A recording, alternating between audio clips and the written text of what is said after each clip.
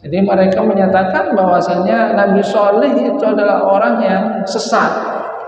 Nabi Shalih itu adalah gila. Sehingga kalau mereka mengikuti Nabi Shalih, maka mereka ikut-ikutan sesat, ikut-ikutan gila. Itu dalam pandangan mereka. Apa yang dibawa oleh para nabi, oleh para rasul, itu memang banyak didustakan oleh kaumnya. Dianggap bahwa nabi yang diutus oleh Allah itulah yang sesat, mereka yang benar. Bahwasanya orang yang diutus oleh Allah dengan membawa seruan yang sesungguhnya itu benar, dalam pandangan mereka itu salah. Dikatakan dia adalah orang yang gila. Kenapa dikatakan gila? Karena apa yang diucapkan, diungkapkan itu berbeda dengan apa yang menjadi keyakinan masyarakat pada waktu itu.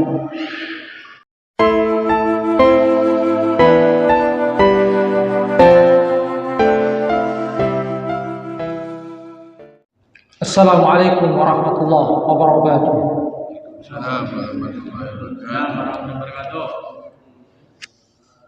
Innal hamdalillah nahmaduhu wa nasta'inuhu wa nastaghfiruh wa na'udzu billahi min shururi anfusina wa min sayyiati a'malina. May yahdihillahu fala mudilla lahu wa may yudlil fala hadiya lahu. Ashhadu an la ilaha illallah wahdahu la syarika lah wa ashhadu anna Muhammadan 'abduhu wa rasuluhu la nabiyya ba'dah. Allahumma shalli ala Muhammad wa ala ali Muhammad kama shallaita ala ali Ibrahim wa barik ala Muhammad wa ala ali Muhammad kama barakta ala ali Ibrahim fil alamin innaka Hamidum Majid. Allahumma la ilma illa ma 'allamtana fa'allimna 'ilman yanfa'una wanfa'na bima 'allamtana. Rabbana atina min ladunka rahmatan wa hayyi' lana min amrina rasyada. Rabbi shrah li sadri wa yassir li amri wahlul 'uqdatam min lisani yafqahu qawli, amma ba'du. Hadirin jamaah pengajian rahimakumullah. Alhamdulillah, senantiasa kita bersyukur kepada Allah Subhanahu wa taala karena Allah masih memberikan kita nikmatnya, nikmat sehat, mata kita masih bisa melihat, telinga kita masih bisa mendengar, tangan dan kaki kita masih bisa digerakkan. Kita juga bersyukur karena kita masih diberikan nikmatul iman oleh Allah Subhanahu wa taala, mampu mempergunakan karunia sehat ini di dalam rangka untuk kebaikan, mengabdikan diri kita kepada Allah Subhanahu wa taala. Kita lanjutkan kajian di surah Al-Qamar. Dulu kita membahas tentang kaum 'Ad. Berikutnya Allah Subhanahu wa taala menceritakan tentang kaum Tsamud. Allah Subhanahu wa taala berfirman, a'udzubillahi minasyaitonir rajim. Kazzabat Tsamud bin nuzur. Tsamud telah mendustakan peringatan. Setelah Allah Subhanahu wa taala menceritakan tentang kaum 'Ad di mana mereka itu mendustakan nabinya dan kemudian mendapatkan azab dari Allah Subhanahu wa taala, azab berupa angin yang berhembus sangat dingin selama 8 hari, 8 malam, 7 hari. Maka Allah Subhanahu wa taala kemudian menceritakan kaum Tsamud. Kaum Tsamud ini merupakan kaum yang datang sesudah kaum 'Ad dan mereka mendiami wilayah yang dulu pernah dikuasai oleh kaum 'Ad antara wilayah Hijaz dan Syam. Mereka juga mendapatkan karunia yang sangat melimpah dari Allah Subhanahu wa taala. Seperti halnya kaum 'Ad, mereka itu mendapatkan karunia berupa lahan yang sangat subur, hasil yang melimpah, dan mereka juga diberikan karunia oleh Allah Subhanahu wa taala kemampuan di dalam pengetahuan, di mana kemampuan arsitek mereka itu sangat tinggi. Di dalam Al-Quran surah Al-Fajr kita akan melihat gambaran yang diberikan Allah Subhanahu wa taala. Wa samudal ladzina jabus sakhra bil wad. Kaum Samud yang mereka digambarkan oleh Allah Subhanahu wa taala sebagai kaum yang mampu untuk membelah batu pegunungan.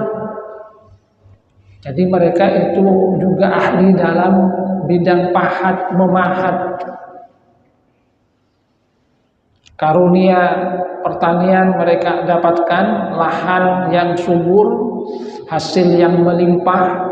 Kemudian mereka juga diberikan oleh Allah Subhanahu wa taala kemampuan dalam bidang arsitek. Mereka dikatakan jabus sakhra bil wad. Mereka membelah batu yang ada di pegunungan di sana. Perbukitan.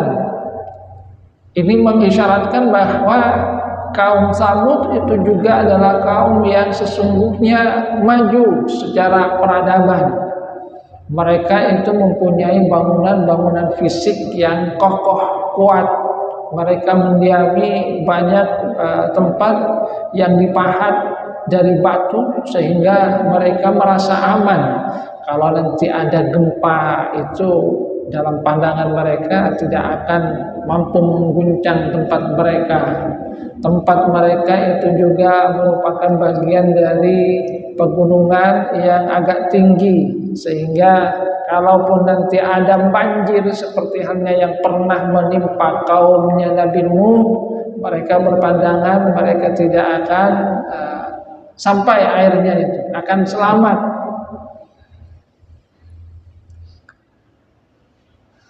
Tapi sebagaimana halnya kaum Ad, mereka juga ternyata tidak mensyukuri karunia yang diberikan oleh Allah Subhanahu wa taala ini.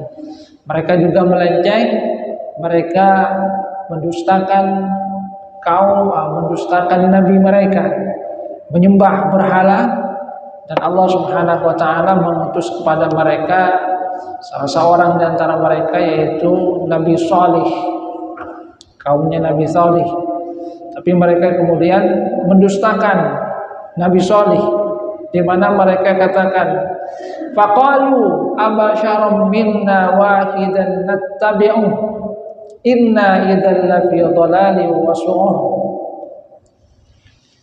Mereka meremehkan Nabi Nuh karena Nabi Nuh adalah orang biasa di tengah-tengah mereka, sehingga mereka katakan, abasyarum minna wahidan nattabi'u. Masa kita mau mengikuti orang yang seperti kita saja ini? Dia orang biasa di tengah-tengah kita. Kalau kita ikut dia, inna idzal lafi dhalalin wa su'ur. Kita ini nanti tersesat.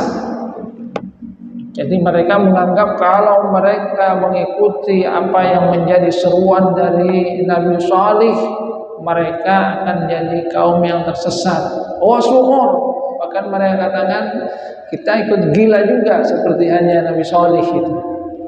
Jadi mereka menyatakan bahwasanya Nabi Salih itu adalah orang yang sesat. Nabi Salih itu adalah gila. Sehingga kalau mereka mengikuti Nabi Salih, maka mereka ikut-ikutan sesat, ikut-ikutan gila. Itu dalam pandangan mereka.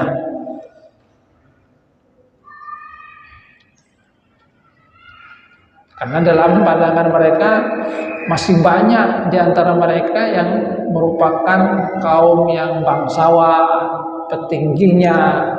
Kenapa yang dapat wahyu itu adalah orang biasa saja di tengah-tengah mereka, bukan pemimpinnya, bukan bangsawannya. Sehingga kemudian mereka katakan, abasyarum minna wahidan nattabi'u. Kenapa kita harus repot-repot mengikuti orang biasa seperti dia, yang kemudian apa yang disampaikannya itu berbeda dengan apa yang menjadi kebiasaan orang-orang pada waktu itu, kebiasaan nenek moyangnya. Kalau kita ikut dia, kita yang sesat. Ini sesuatu yang sesungguhnya biasa terjadi. Jadi apa yang dibawa oleh para nabi, oleh para rasul itu memang banyak didustakan oleh kaumnya. Dianggap bahwa nabi yang diutus oleh Allah itulah yang sesat, mereka yang benar. Bahwasanya orang yang diutus oleh Allah dengan membawa seruan yang sesungguhnya itu benar, dalam pandangan mereka itu salah. Dikatakan dia adalah orang yang gila. Kenapa dikatakan gila? Karena apa yang diucapkan, diungkapkan itu berbeda dengan apa yang menjadi keyakinan masyarakat pada waktu itu. Inna idzal lafi dhalalin wa su'ur. Coba kita lihat bagaimana ungkapan mereka. A'ulqiya dzikru 'alaihi min bainina bal huwa kadzdzabun asyir.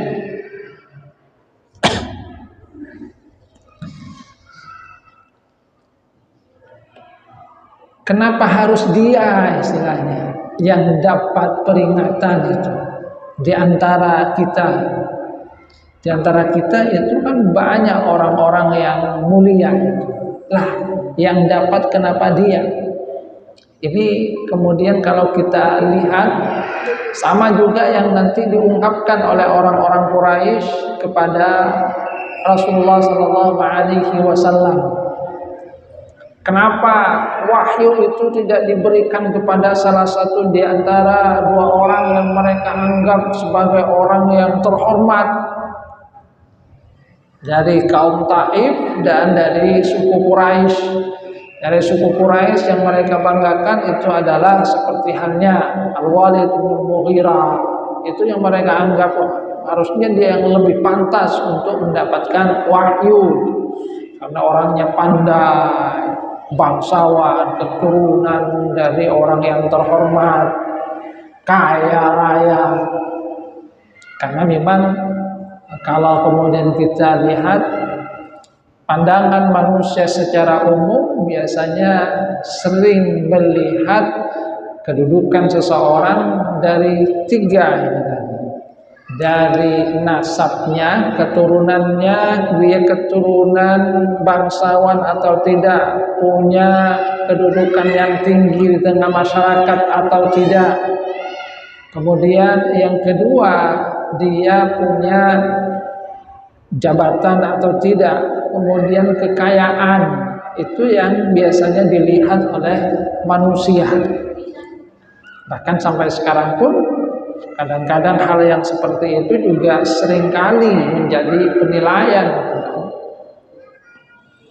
A'ulqiya dzikru 'alaihi min bainina, sehingga apa yang diungkapkan oleh orang-orang dari kaum Samud sesungguhnya itu juga merupakan bagian dari bagaimana Allah Subhanahu wa taala memberikan hiburan kepada Rasulullah sallallahu alaihi wasallam.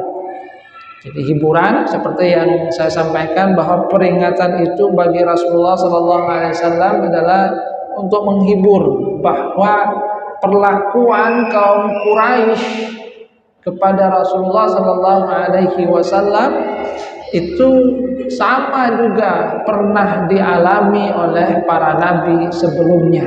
Jadi ungkapan-ungkapannya itu mirip-mirip. Ungkapannya mirip. Mereka meremehkan, itu yang kemudian juga terjadi kepada Rasulullah sallallahu alaihi wasallam. Sehingga bagi Rasulullah kemudian dihibur oleh Allah, seakan-akan Allah itu menyatakan, wahai Nabi, ya ayyuhan Nabi. Karena biasanya Allah Subhanahu wa taala dalam Al-Qur'an itu kalau menyebut Rasulullah itu kan dengan panggilan ya ayyuhan Nabi, ya ayyuhar Rasul. Wahai Nabi, yang mendustakan kamu seperti halnya kaum Quraisy, yang mengalami seperti itu bukan hanya kamu. Akan tapi para nabi, para rasul yang diutus sebelum kamu itu juga mengalami seperti apa yang pernah kamu alami. Bahkan mereka mungkin lebih keras lagi. Karena kemudian ungkapannya inna idzal lafi dhalalil wa su'ur. Kalau kami ikut solih itu, kita ini tersesat, merasa bahwa mereka itu yang benar, merasa bahwasanya Nabi Solih yang sesat, merasa bahwasanya Nabi Solih itu gila, mereka yang waras. Dalam dunia kadang-kadang memang seperti itu. Di tengah orang-orang gila itu, orang waras itu dianggap gila. Jadi di tengah orang-orang gila, orang waras itu dianggap gila. Timun boleh tengah orang gila, pas boleh sebaras yang gila. Sehingga kadang ada yang kemudian ikut gila itu. Supaya apa? Supaya dianggap waras. Padahal sesungguhnya dialah yang waras itu. Jadi di tengah orang-orang gila, orang waras itu dianggap gila. Padahal sesungguhnya dialah yang waras walaupun dia sendirian. Dan dalam kehidupan seperti sekarang mungkin juga akan terjadi seperti itu kan. Orang yang memegang kebenaran sebagaimana yang dikatakan oleh Rasulullah SAW itu sama halnya seperti halnya menggenggam bara api. Panas. Kalau dilepaskan maka dia lepaskan kebenaran, tapi kalau digenggam maka sesungguhnya dia akan mengalami sesuatu yang mungkin menyakitkan dirinya. Kita akan lihat ungkapan seperti itu, termasuk nanti misalnya ungkapan dari kaum Nabi Lut. Mereka kemudian katakan itu, innakum unasu yatatahharun. Mereka itu orang-orang yang sok suci.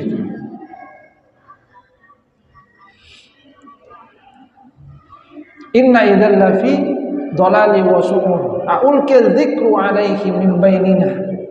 Bal huwa kadzdzabun asyir. Mereka menuduh Nabi Salih itu sebagai kadzdzab asyir. Bahkan Salih itu kata mereka kadzdzab, dia adalah pendusta. Jadi mereka mengatakan bahwasanya Nabi Salih itu pendusta. Asyir, mereka katakan bahwasanya Nabi Salih itu adalah orang yang sombong. Maka Allah Subhanahu wa taala katakan, saya'lamuna gadan manil kadzdzabul asyir.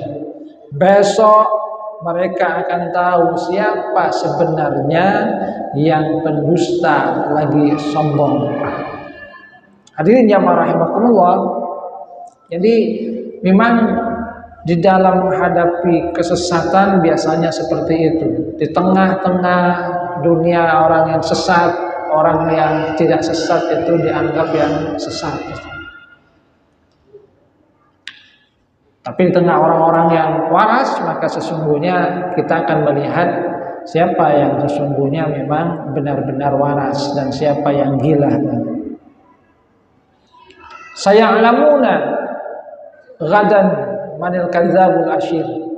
Ini merupakan satu peringatan dari Allah Subhanahu wa taala kepada mereka, karena mereka sudah menuduh Nabi Salih sebagai pendusta. Mereka menuduh bahwasanya Nabi Salih itu sombong. Padahal kata Rasulullah SAW itu sombong itu batarul haq. Seorang yang sombong itu adalah orang yang tidak mau untuk menerima kebenaran. Nah, merekalah yang sesungguhnya tidak mau untuk menerima kebenaran, akan tetapi mereka yang menuduh Nabi Salih sebagai orang yang sombong.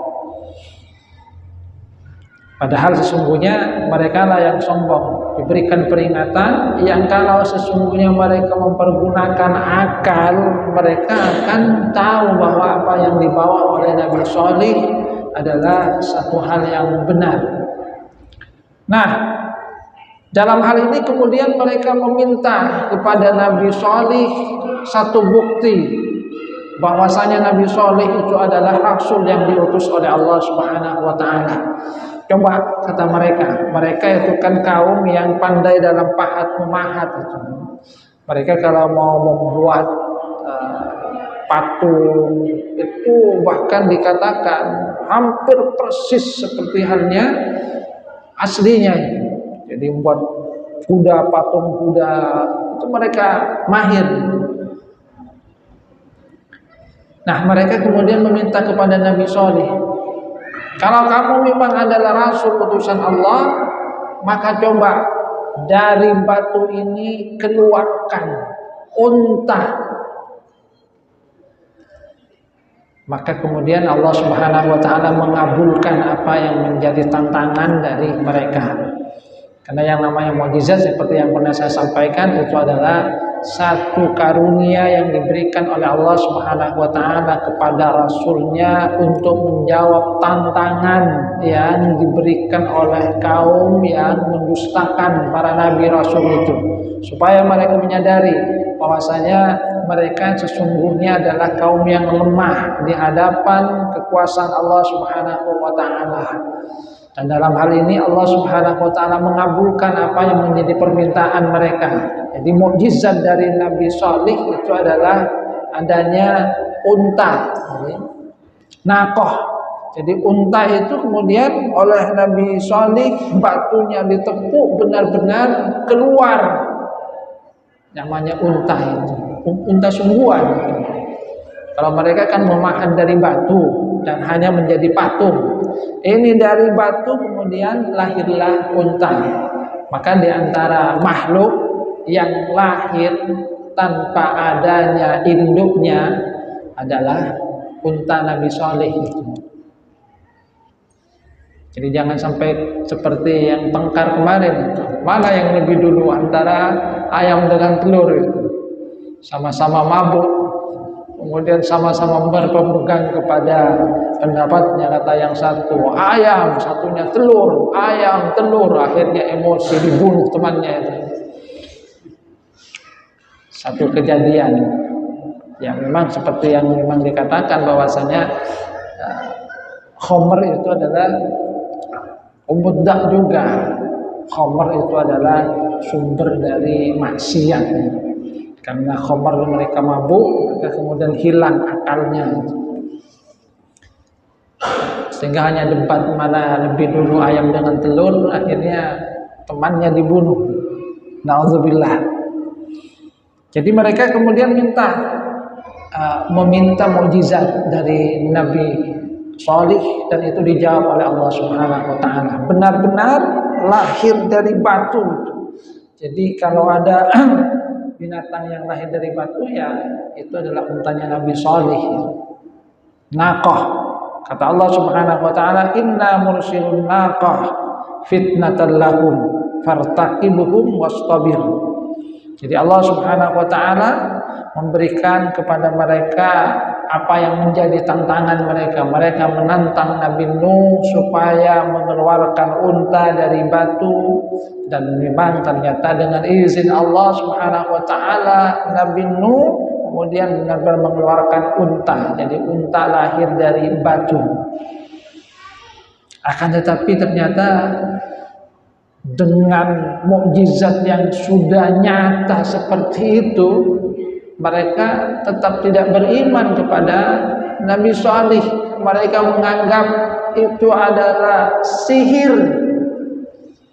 Nah, ini mengingatkan kita kembali apa yang pernah dialami oleh Rasulullah Sallallahu Alaihi Wasallam di awal surah Al-Qamar ini. Kaum Quraisy menantang Rasulullah Sallallahu Alaihi Wasallam, kalau kamu mampu untuk membelah bulan, kami akan beriman kepada kamu.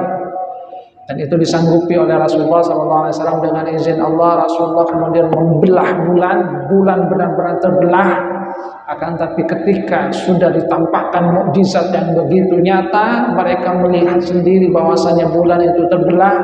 Bahkan orang-orang yang datang yang itu tidak ada di tempat ketika terjadi perdebatan antara mereka dengan Rasulullah SAW saat Rasulullah menjawab tantangan mereka. Bahwasanya itu memang benar-benar terjadi, bahwasanya bulan terbelah. mereka tetap menyatakan bahwasanya itu adalah sihir. Sama seperti halnya yang terjadi kepada Nabi Shalih.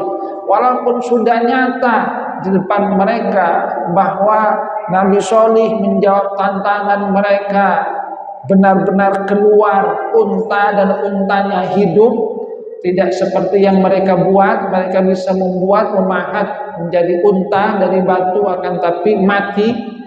Ini benar-benar hidup. Mereka tetap tidak beriman kepada Nabi Shalih. Mereka katakan ini sihir. Padahal kalau kemudian mereka mau merenungkan, yang namanya sihir tidaklah seperti itu. Kita bisa mengambil iktibar apa yang terjadi antara Nabi Musa dengan tukang sihir, gitu kan. Ketika para tukang sihir itu melempar tali, maka tali itu menghipnotis mata, saharu a'yunan nas. Jadi tali-tali itu terlihat seperti halnya ular, akan tapi hakikatnya tetap tali, tidak berubah menjadi ular. Cuma dalam pandangan manusia itu seakan-akan terlihat seperti ular. Nah, ketika Nabi Musa melemparkan tongkatnya, itu benar-benar menjadi ular, sehingga ular kecil itu dimakan semua habis. Terkejut kan para tukang sihir. Ini bukan sihir ini, kata mereka. Mereka kemudian kan langsung beriman. Sajadu, mereka kemudian beriman, bersujud, mengakui bahwa apa yang dibawa oleh Nabi Musa itu bukanlah sihir, itu bukan sesuatu yang bisa dilakukan oleh manusia, karena memang itu adalah mukjizat yang diberikan oleh Allah Subhanahu wa taala kepada Nabi Musa. Itu kalau tukang sihir mengetahui dengan ilmu sihirnya bahwa apa yang dibawa oleh Nabi Musa itu bukanlah sihir. Nah, apa yang dilakukan oleh Nabi Shalih tetap dianggap sebagai sihir oleh mereka. Maka kata Allah Subhanahu wa taala, "Fartaqibhum wastabir." Tunggulah mereka, bersabarlah. Bahkan di sini dalam ayat ini Allah menyatakan kepada Nabi Shalih, "Istabir." Istabir itu bukan hanya sekedar sabar ya. Dalam kaidah bahasa Arab itu sabara itu kan sulasi, jadi awal itu 3 huruf itu kan. Ketika semakin bertambah hurufnya, maka maknanya itu menjadi lebih mendalam. Jadi istabir itu sudah bertambah ada huruf alif, kemudian tak, aslinya itu adalah tak, tapi kemudian juga menjadi to. Jadi ada tambahan huruf alif dan huruf to di situ, yang awalnya adalah ta, menjadi istabara, istabir. Itu maknanya adalah hendaklah kamu benar-benar bersabar wahai Shalih, kepada Nabi Shalih itu. Jadi menggunakan kata istabir, bukan hanya sekedar sabar ya, tapi hendaklah sabar yang lebih tinggi. Dan itu juga diungkapkan oleh Allah Subhanahu wa taala ketika memerintahkan kita untuk menyuruh anak sholat, keluarga sholat. Muru auladakum bis sholati.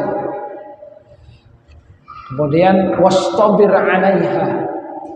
Hendaklah kamu bersabar di dalam hal ini, karena memang membutuhkan satu kekuatan, butuh kemudian satu dorongan yang benar-benar harus dilakukan dengan sungguh-sungguh. Wastabir wa nabbihum annal ma' qismatun bainahum kullu syurbin muhtadar. Beritahu kepada mereka bahwasanya air minumnya itu dibagi untuk mereka. Jadi satu hari untuk untanya Nabi Nuh, kemudian di hari yang lain adalah untuk kaumnya Nabi Nuh.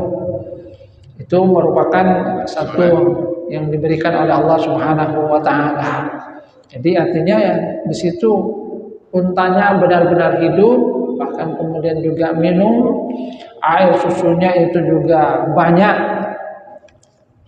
Dan itu sesungguhnya merupakan satu fitnah. Kalau di dalam ayat ini Allah menyatakan adalah fitnah, ujian kepada umatnya Nabi Saleh. Apakah mereka itu benar-benar mau beriman kepada Nabi Saleh ataukah tidak? Akan tetapi ternyata mereka kemudian tetap tidak mau beriman. Bahkan kemudian mereka katakan fanadaw sahibahum fata'ata fa'aqar. Mereka kemudian memanggil pemuda di antara mereka untuk menangkap untanya Nabi Saleh, ditangkap dan kemudian disembelih.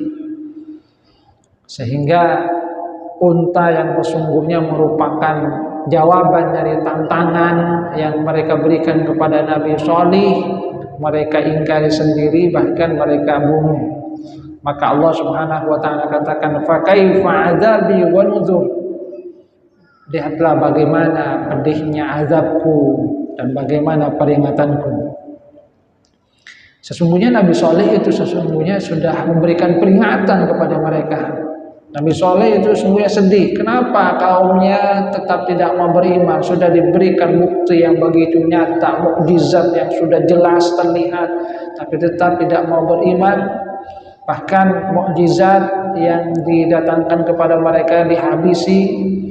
Maka kemudian Nabi Nuh memberikan peringatan, kalau mereka itu tidak beriman, maka Allah Subhanahu wa taala akan berikan azab kepada mereka.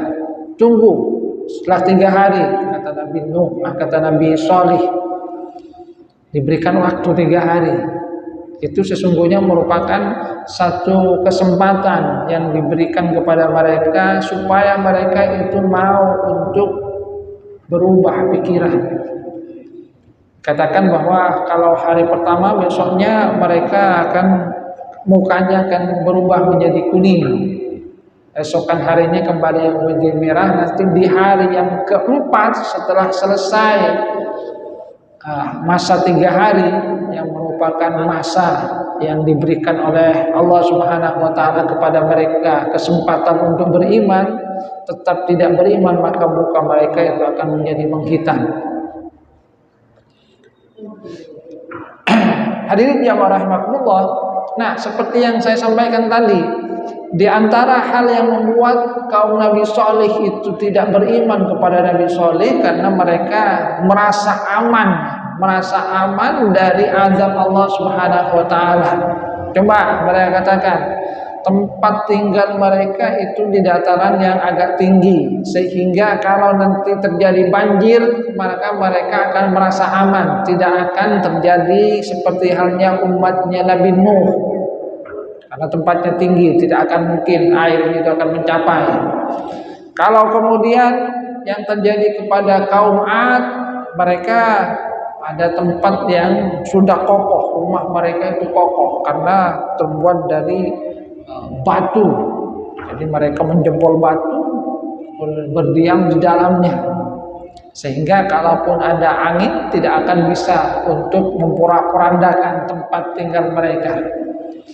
Sehingga ini kemudian yang dikatakan di dalam ayat yang lain membuat mereka merasa aman. Padahal dalam Al-Quran Allah katakan fala ya'manu makrallah ilal qaumudz zalimun, bahwasanya tidak ada orang yang merasa untuk aman dari azab Allah kecuali orang-orang yang zalim. Maka memang satu hal yang harus kita waspadai adalah ya azab Allah Subhanahu wa taala. Seperti halnya di sini dulu kan banyak, kalau di Madura sebenarnya tidak mungkin ada gempa, jauh dari titik-titiknya gempa. Tapi ternyata kita akan dapat juga bahwasanya gempa sampai juga ke wilayah kita, walaupun mungkin intensitasnya itu tidak terlalu tinggi seperti di tempat yang lain, tetapi tetap sampai juga dan menghancurkan sebagian dari wilayah kita. Nah, ini yang kemudian terjadi kepada kaum Tsamud. Jadi mereka merasa aman dari azab Allah Subhanahu wa taala. Allah kemudian mengirimkan kepada mereka satu hal yang berbeda. Inna arsalna 'alaihim shayhatan wahidah Fakanu kahasyibil muhtadhir. Jadi mereka kemudian dikirim oleh Allah Subhanahu wa taala azab dalam bentuk yang lain. Apa itu? Suara yang sangat keras. Maka ada yang menyatakan seperti halnya petir, yang suara itu kemudian membuat jantung mereka langsung tidak berdetak lagi. Jadi serangan jantung karena begitu keras suaranya. Sebab yang namanya suara itu kan menembus tempat itu. Walaupun tempatnya tinggi tadi, yang kemudian mereka aman dari banjir, tidak mungkin terkena angin, tapi kemudian yang namanya suara tetap tembus ke tempat mereka. Pakelare bungkona suara bakun masuk, dan suaranya sangat keras. Jadi kita akan dapatkan bahwa azab yang diberikan oleh Allah Subhanahu wa taala kepada kaum-kaum yang durhaka itu ternyata berbeda-beda. Dan itu adalah menunjukkan bagaimana sesungguhnya Allah Subhanahu wa taala Maha Kuasa. Sehingga mereka seperti halnya pohon yang kering tadi. Dan di akhir kisah ini kembali Allah Subhanahu wa taala katakan, "Walaqad yassarnal Qur'ana lidzikri fahal min muddakir." Sungguh telah kami mudahkan Al-Qur'an itu sebagai peringatan, maka adakah yang mau mengambil peringatan? Supaya kita bisa mengambil peringatan dari kaumnya Nabi Salih ini. Mereka adalah kaum yang kalau kemudian kita lihat peradabannya itu tinggi karena karunia yang diberikan oleh Allah Subhanahu wa taala. Coba bayangkan tanah subur, pertanian melimpah, hasilnya itu juga banyak. Mereka mendiami rumah yang kokoh. Mereka juga diberikan oleh Allah Subhanahu wa taala kemampuan dalam bidang arsitektur. Jadi kemampuan dalam dunia pahat memahat. Artinya masalah pahat memahat itu sudah dulu kaum Nabi Salih, kaum Tsamud itu sudah mempunyai karya yang seperti itu. Jadi bukan hanya orang sekarang itu. Akan tetapi kemajuan fisik seperti itu ketika tidak didukung oleh pembangunan mental, ketika mereka tidak beriman kepada Allah, mereka mendustakan Rasul yang diutus oleh Allah Subhanahu wa taala, maka pada akhirnya kehancuran yang akan datang kepada mereka. Jadi ini adalah peringatan kepada kita supaya apa? Supaya jangan merasa aman dari azab Allah Subhanahu wa taala. Karena dari apa yang kita dapatkan dari berbagai kisah, azab dari Allah Subhanahu wa taala itu bisa dari apa saja. Ada dari angin, ada dari air, dari suara. Nanti kaumnya Nabi Lut itu juga beda itu. Bumi dibalik. Mungkin kita nanti akan terbayang seperti halnya yang pernah terjadi di Palu.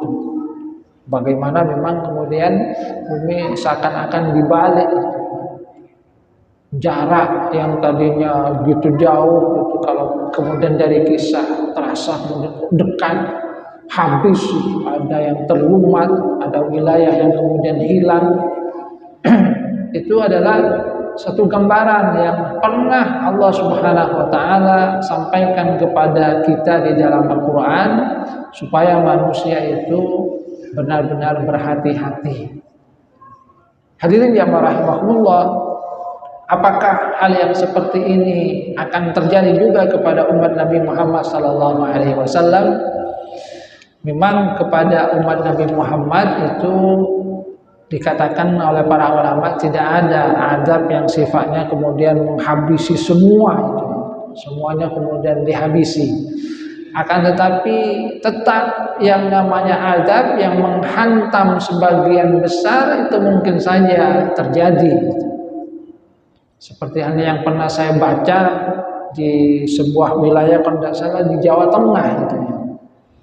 Satu desa yang penduduknya itu sesungguhnya diberikan oleh Allah Subhanahu wa taala kemakmuran, akan tetapi mereka itu Masya Allah durhaka, foya-foya, banyak berbuat maksiat. Di satu waktu itu kemudian qadarullah itu, gunung yang tadinya bukit yang ada itu kemudian terlihat habis itu kan, hilang separuhnya dan menimpa desa itu. Sehingga desa yang tadinya makmur, penduduknya banyak di dalamnya, kemudian esoknya hilang itu. Orang kemudian melihat, mana desa yang kemarin itu. Dan itu pernah terjadi tahun berapa di Indonesia itu yang saya pernah baca. Jadi satu desa kemudian hilang. Itu adalah satu gambaran bahwa hal yang seperti itu mungkin saja akan terjadi juga kepada kita manakala kita kemudian durhaka kepada Allah Subhanahu wa taala, banyak berbuat maksiat, tidak mengindahkan apa yang menjadi aturan dari Allah Subhanahu wa taala. Walaqad yassarnal Qur'an lidzikri fahal min mudzakir. Sungguh telah kami mudahkan Al-Quran untuk menjadi peringatan, maka adakah yang mau mengambil peringatan dari Al-Quran? Jadi memang azab mustaksin yang kemudian menghabisi semua itu tidak terjadi kepada umat Nabi Muhammad SAW. Tapi kalau sebagian besar satu desa, mungkin saja itu akan terjadi. Dan ketika terjadi, sebagaimana yang disyaratkan oleh Allah Subhanahu wa taala, wattaqu fitnatan la tusibanna alladziina zalamu minkum khassah. Hendaklah kalian takut kepada fitnah, musibah yang tidak hanya menimpa orang-orang yang zalim. Jadi kalau ada satu perbuatan maksiat banyak berkecimpung, ada orang yang saleh di dalamnya, kan tapi dia tinggal di tengah-tengah mereka, mungkin saja dia ikut juga terlibat di dalam azab yang diberikan oleh Allah Subhanahu wa taala, walaupun nanti dia dibangkitkan dengan amal yang dia lakukan ketika di dunia. Hadirin jamaah rahmatullah, mudah-mudahan menjadi akibat bagi kita.